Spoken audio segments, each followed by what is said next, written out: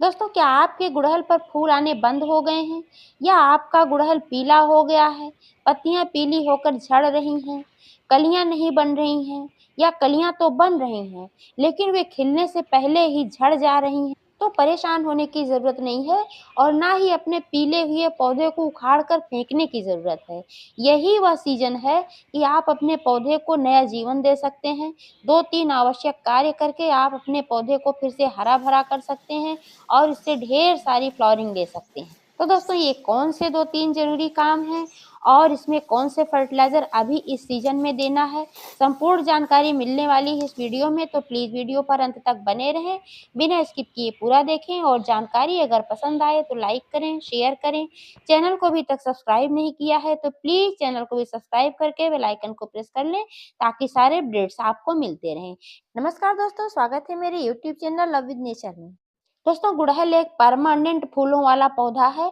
अगर ठीक से इसकी देखभाल की जाती है तो कम से कम एक ही गमले में बीसियों साल चलता है। उदाहरण के लिए मैं बता दूं कि जो आप यहाँ पर मेरे एक बकेट में लगा हुआ है पौधा आप देख पा रहे हैं, ये 5 वर्ष पुराना है और छठा वर्ष चल रहा है। आप मान लीजिए 5.5 वर्ष का ये पौधा हो गया है और ये लगातार फ्लावरिंग देता रहता है। गर्मी, जाड़ा, बरसात इसकी फ्लावरिंग कभी बंद ही नहीं होती है। आप देख पा रहे हैं कितना ज़्यादा पीछे कोहरा पाला सब पड़ा था, इसके बावजूद इसकी एक भी पत्ती ना पीली हुई है और ना ही इसमें फ्लावरिंग बंद हुई है। अभी भी आप देख पा रहे हैं कि इसमें फूल भी खिल रहे हैं और एक-एक ब्रांच में कई-कई कलियाँ भी बनी हुई हैं। और ये जो आप देख पा रहे हैं ये मेरा 7-8 महीने का पौधा है और इसमें भी लगभग 2 महीने से कलियाँ भी बन रही हैं और फूल भी खिल रहे हैं। लेकिन इसमें एक समस्या ये है कि इसमें ब्रांचेज़ कम है क्योंकि अभी तक इसकी मैंने प्रूनिंग नहीं की है। जब मैंने इस पौधे को कटिंग से ग्रो किया था और फिर रिपोर्ट किया था, तो रिपोर्टिंग के समय मैंने इसमें अच्छी पॉटिंग मिक्स का इस्तेमाल किया था और इसमें कुछ फर्टिलाइज़र वगैरह दिए थे, जिसके फलस्वरूप इसमें अच्छी खासी ब्रांचेज़ आई। आप देख पा रहे हैं 5-6 ब्रांचेज़ कम से कम इसमें आई हुई हैं। लेकिन दोस्तों, अभी तक मैंने इसकी प्रूनिंग नहीं की है और ये ब्रांचेज़ काफ़ी लंबी हो गई हैं, आप देख पा रहे हैं। तो अब इसकी छँटाई करना बहुत ही आवश्यक है क्योंकि स्प्रिंग सीज़न जो होता है, इस सीज़न में जब आप अपने पौधे की छँटाई-कटाई करते हैं तो इस सीज़न में पौधे की ग्रोथ बहुत तेज़ होती है। तो फिर से आपका पौधा जल्दी ही घना हो जाता है, इसमें ढेर सारी ब्रांचेज़ आ जाती हैं। तो दोस्तों, कटाई-छँटाई का यानी कि हार्ड प्रूनिंग का सबसे अच्छा समय बरसात होता है या फिर यही स्प्रिंग सीज़न होता है और बीच-बीच में आप लाइट प्रूनिंग करते रहें क्योंकि प्रूनिंग से पौधे को नया जीवन मिलता रहता है, नई ब्रांचेज़ आती हैं और नई ब्रांचेज़ पर ही कलियाँ ज़्यादा मात्रा में बनती हैं, ज़्यादा फ्लावरिंग होती है। ऐसे ही मैं अपने पौधे की देखभाल करती आ रही हूँ और इसका रिज़ल्ट ये है कि आप देख पा रहे हैं कि इतना मौसम खराब होने के बावजूद लगभग 1.5 महीने तक मेरे यहाँ धूप नहीं हुई थी, अब 2-4 दिनों से हो रही है। तो इसके बावजूद पौधा कहीं भी डैमेज नहीं है, कहीं भी डिस्टर्ब नहीं है, जबकि गुड़हल के पौधे को कम से कम 5 से 6 घंटे की धूप में रखना आवश्यक होता है। लेकिन दोस्तों, इसकी मैं हार्ड प्रूनिंग नहीं करूँगी क्योंकि इसकी हार्ड प्रूनिंग मैंने 2 महीने, 3 महीने पहले कर दिया था। ये पौधा काफ़ी लंबा हो गया था और जब मैंने इसकी हार्ड प्रूनिंग किया था तो इसका वीडियो भी मैंने अपलोड किया हुआ है। उस समय मैंने इसमें कौन से फर्टिलाइज़र दिए थे, तो आप देख सकते हैं और इसका रिज़ल्ट आप देख पा रहे हैं कि पौधा कितना बढ़िया है, पूरी सर्दी ये पौधा खराब नहीं हुआ। बस अंतर इतना है कि गर्मियों में जो बहुत बड़े-बड़े फूल खिलते थे और फूलों की संख्या अधिक होती थी, उसके अनुसार थोड़ी-सी संख्या कम है और फूलों का साइज़ भी थोड़ा-सा छोटा है। लेकिन पत्तियाँ आप देख पा रहे हैं कि कितनी डार्क ग्रीन हैं। तो इस पौधे की तो मैं थोड़ी-सी बस ऐसे लाइट प्रूनिंग कहीं-कहीं करूँगी, ज़्यादा नहीं करूँगी, क्योंकि आप देख पा रहे हैं कि सभी ब्रांचेज़ में अच्छी मात्रा में इसमें कलियाँ बनी हुई हैं। तो अगर मैं प्रूनिंग कर देती हूँ तो फिर फ्लावरिंग करने में लेट होगा। लेकिन दोस्तों, ये जो मेरा दूसरा पौधा है, जो नया है अभी 7-8 महीने का है, इसकी मैंने कभी हार्ड प्रूनिंग नहीं की थी, तो आज इसकी मैं हार्ड प्रूनिंग करूँगी। जबकि आप देख पा रहे हैं कि इसपे भी फ्लावरिंग भी हो रही, कलियाँ भी बनी हुई हैं, लेकिन अगर मैं कलियों का मोह करूँगी और फूलों का मोह करूँगी, तो ये पौधा फिर घना नहीं हो पाएगा और ऐसे ही 4-6 फूल ही मुझे मिलेंगे। नीचे से आप देख पा रहे हैं इसमें जो इतनी सारी ब्रांचेज़ हैं और ये फैल रही थी, इसकी वजह से मैंने इसको ऐसे एक रस्सी से बाँध दिया था, ताकि ये सारी ब्रांचेज़ ऊपर की तरफ जाएँ। अगर आपके भी पौधे में इस तरीके की कोई प्रॉब्लम आ रही है कि सारी ब्रांचेज़ हैं, बहुत ज़्यादा नीचे से ब्रांचेज़ हैं और वे फैल रही हैं, तो आप भी इसी तरीके से बाँध कर रखें। और ये जो मेरा दूसरा पौधा है, इसमें ऐसी कोई समस्या नहीं, नीचे से जो भी ब्रांचेज़ थी मैंने कट कर दिया है, इसको बाँधने की ज़रूरत नहीं है। नीचे से आप देख पा रहे हैं कि इसका तना मोटा हो गया है क्योंकि ये पुराना पौधा है। तो दोस्तों इस सीज़न में जो ज़रूरी काम करने हैं, इसमें से सबसे पहला काम तो यह है कि अगर आपका पौधा कहीं छाये में पड़ा है, जहाँ ज़्यादा धूप नहीं आ रही है, सिर्फ़ 1-2 घंटे की धूप आ रही है, तो आप अपने पौधे को सबसे पहले उठाकर ऐसे स्थान पर रखें, जहाँ पर कम से कम 5 से 6 घंटे की धूप आ रही हो। दूसरा ज़रूरी काम है हार्ड प्रूनिंग। अगर आपने अपने पौधे की 2-3 महीने पहले कटाई-छँटाई नहीं किया है, हार्ड प्रूनिंग नहीं किया है, आपका पौधा काफ़ी लंबा होता गया है और या तो फिर आपका पौधा अगर पीला हो गया है, पत्तियाँ बहुत पीली हो गई हैं, तो आपको हार्ड प्रूनिंग करने की ज़रूरत है। वैसे भी जब पौधा बहुत पुराना हो जाता है, पत्तियों की एज हो जाती है, तो पीली होकर झड़ती ही झड़ती हैं। लेकिन अगर आप प्रूनिंग नहीं करते हैं, तो फिर पौधा धीरे-धीरे खराब हो जाता है। जब आप प्रूनिंग कर देते हैं तो इसमें से फिर नई शाखाएँ निकलती हैं जो कि पूर्ण स्वस्थ होती हैं। तो दोस्तों हार्ड प्रूनिंग करने के लिए क्या करना है कि नीचे से ज़्यादा से ज़्यादा 8-10 इंच छोड़ देना है, इसके अलावा जितना है ऊपर का सब कट कर देना है। लेकिन हार्ड प्रूनिंग करते समय इस बात का विशेष ध्यान रखें कि जहाँ नोड्स हैं, नोड्स के पास से ही आपको प्रूनिंग करना है क्योंकि यहीं से नई शाखाएँ निकलती हैं। और ये जो देख पा रहे हैं एक मेरा छोटा पौधा है, ये हाइब्रिड पौधा है गुड़हल का, चाइनीज़ रोज़ा हिबिस्कस का है। इसको भी मैंने कटिंग से ग्रो किया था और इसको मैंने थोड़ा-सा प्रून कर दिया था, यहाँ से आप देख पा रहे हैं, तो यहाँ से नई ब्रांचेज़ भी निकल रही हैं। तो जो नई ब्रांचेज़ निकल रही हैं, इसको और घना बनाने के लिए यहाँ से ऊपर से हल्का-सा 2 इंच में कट कर दे रही हूँ। जो ब्रांच थोड़ी बड़ी है और जो बिल्कुल छोटी-छोटी भी निकल रही हैं, इनको नहीं कट करना है, क्योंकि जब कट करती रहूँगी तो पौधा बुशी हो जाएगा और जब ज़्यादा ब्रांचेज़ होंगी तो ज़्यादा फूल मिलेंगे। तीसरा ज़रूरी काम है दोस्तों, अगर आपने अपने पौधे को काफ़ी दिनों से रिपोर्ट नहीं किया है, तो आप अपने पौधे को रिपोर्ट करें। क्योंकि जब बहुत दिनों से पौधा रिपोर्ट नहीं होता है, तो जड़ें बहुत ज़्यादा फैल जाती हैं और मिट्टी भी पुरानी होने की वजह से उसमें न्यूट्रिएंट्स, माइक्रो न्यूट्रिएंट्स कम हो जाते हैं और पौधे की ग्रोथ रुक जाती है, फिर फूल देना भी बंद कर देते हैं, पौधा धीरे-धीरे डेड भी हो जाता है।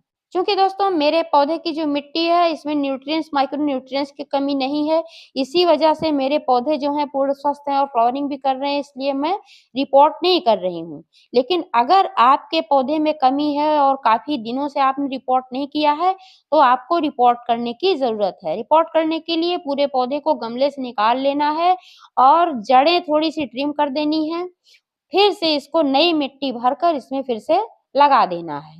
अगर आपका कंटेनर काफ़ी बड़ा है, जैसे कि मैंने 20 लीटर की बकेट में इसको लगा कर रखा है, ये भी काफ़ी बड़ा है, तो रिपोर्ट करने में थोड़ी-सी प्रॉब्लम आती है।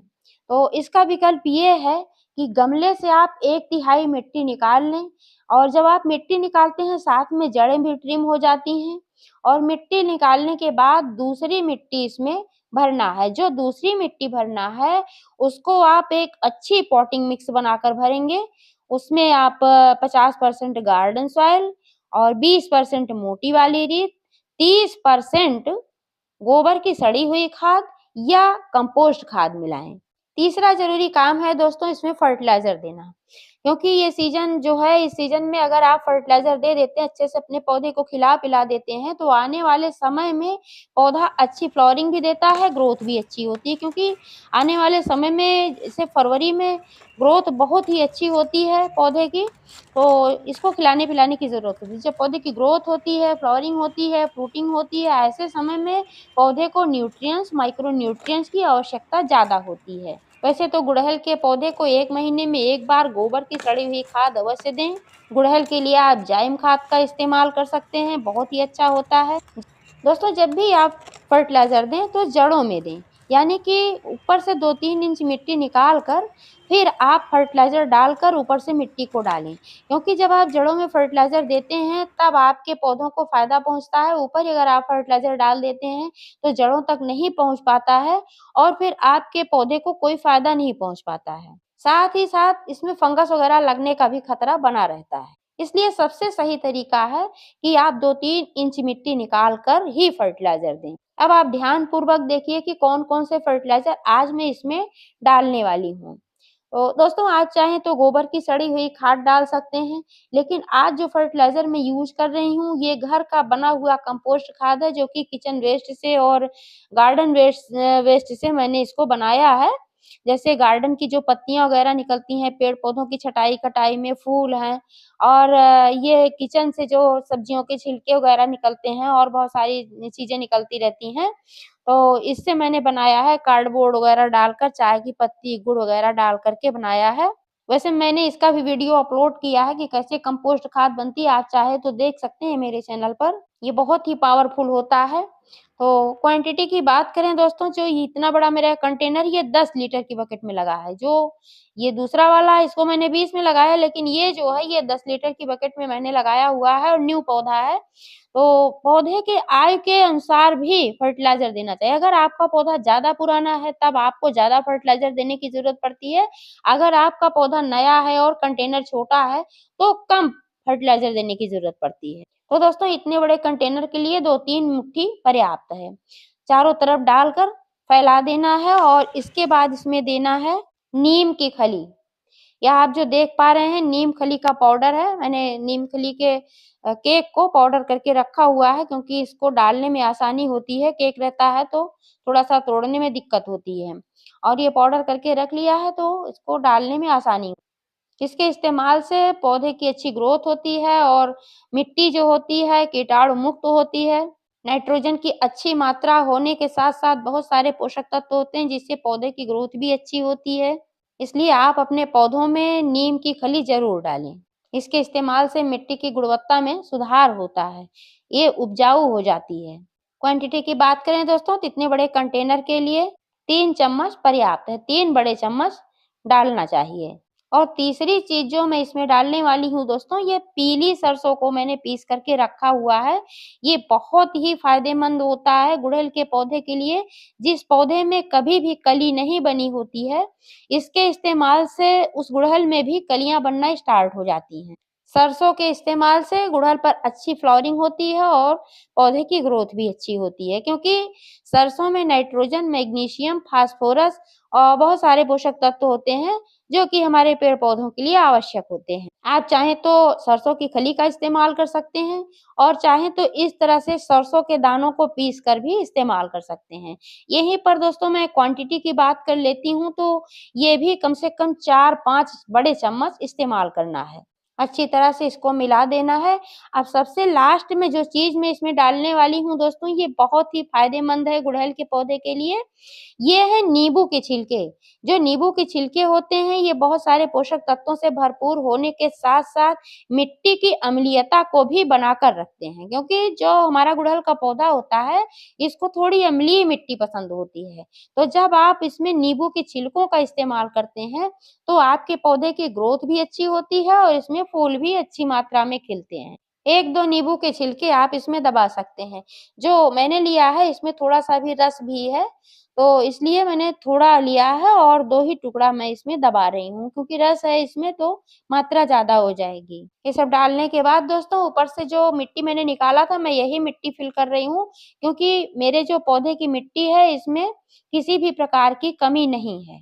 फर्टिलाइज़र देने के बाद पौधे में पानी देना आवश्यक होता है, लेकिन अभी आप देख पा रहे हैं कि जो इसमें मिट्टी है, इसमें नमी है, क्योंकि मैंने पानी दिया था सुबह, तो इस वजह से अभी इसमें नमी है, तो और पानी देने की अभी ज़रूरत नहीं है।